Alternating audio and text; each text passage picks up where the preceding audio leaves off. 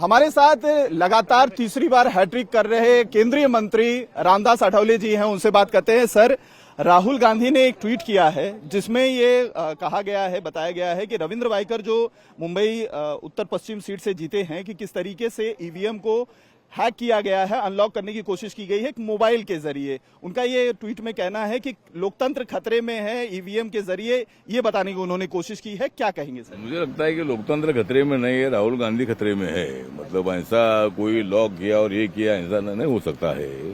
या उनकी सीटें 30 जगह पर चुनकर आई है, वहां भी ऐसा हुआ है क्या? या 30 जगह पर कांग्रेस और जो महाविकास आघाड़ी के लोग चुनकर आए हैं, वो हमने कोई ऑब्जेक्शन नहीं लिया है कि भाई मशीन खराब था या क्या था।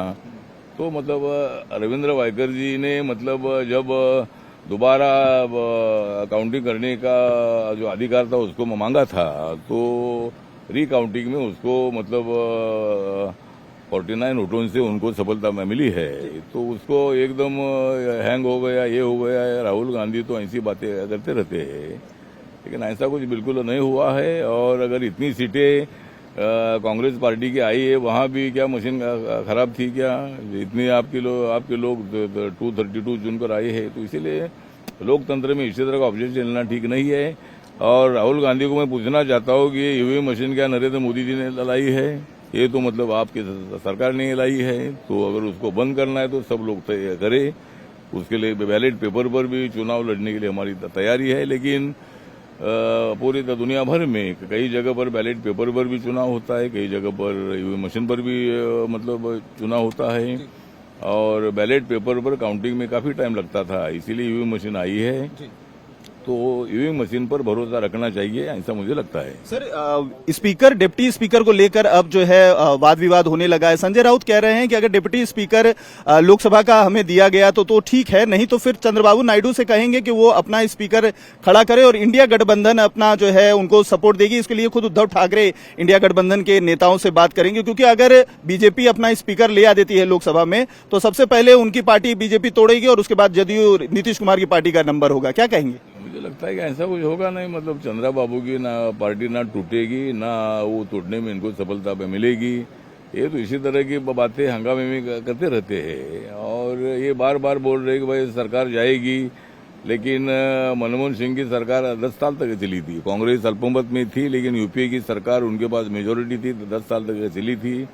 तो अभी स्पीकर को लेकर जो भी हम लोग एक साथ बैठकर करेंगे, अगर टीडी के पास अच्छा क्या कैंडिडेट होगा तो उसका विचार हो सकता है, बीजेपी के पास एक्टिव लीडर हो सकता है तो उसका विचार हो सकता है।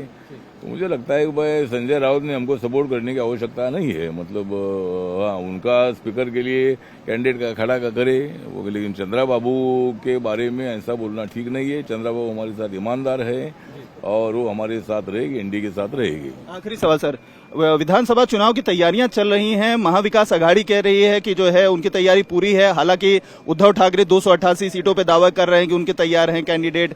नाना पटोले अपना बयान दे रहे हैं। इसको किस तरीके से देखते हैं आगामी चुनाव को लेकर? और आपकी तरफ से, आरबीआई की तरफ से क्या प्लानिंग है सर? क्या मंत्री पद को लेकर जो कैबिनेट का भी एक्सपेंशन यहाँ पर महाराष्ट्र में होना है, विधानसभा की कितनी सीटें, इसको लेकर कहीं कोई चर्चा, किसी बात को लेकर कुछ? इस पर चर्चा देवेंद्र फडणवीस जी के साथ हुई है, और अगर विस्तार होता है तो आरबीआई को एक मंत्री पद देने का आश्वासन उन्होंने दे दिया है।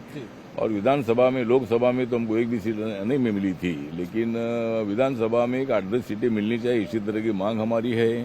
कौन सी सीटें हैं इसके बारे में हमारा स्टेट कमेटी स्टडी कर रहा है। और उसके बाद एक लिस्ट जो है ये 10-12 सीटों की मतलब एकनाथ शिंदे जी, देवेंद्र जी, अजीत दादा पवार जी, उनको दी जाएगी और उसमें चर्चा होगी। सीट थोड़ी कम ज्यादा हो सकती है, लेकिन कुछ सीटें आरपीआई को मिलेगी विधानसभा की, और सत्ता में भागीदारी भी आरपीआई को मिलेगी।